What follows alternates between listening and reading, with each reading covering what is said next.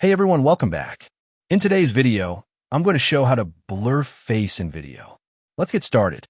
First, open up CapCut and import the video you want to edit. Once your video is on the timeline, we're ready to add the blur effect. Tap on Effects on the bottom menu. Then click on Video Effects. Then select the blur effect.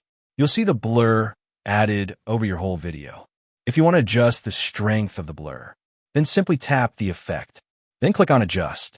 Here, you can make the blur weaker or stronger depending on your needs. The next step is important. Select your video clip. Then tap on Copy from the bottom menu.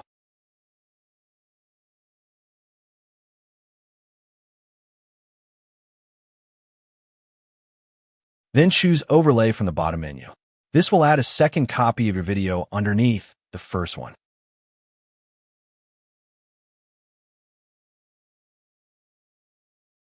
Now, select the second video and tap on Mask.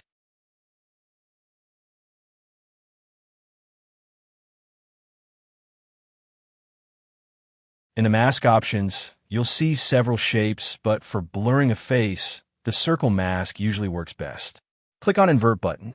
Drag the arrows to resize the blur so it perfectly covers the face you want to hide. You can also reposition it anywhere on the video. But what if the person is moving in the video? No problem. This is where keyframes come in.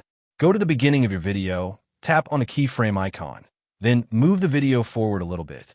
Whenever the person's face shifts, select Mask, move the blur over the face again, and confirm.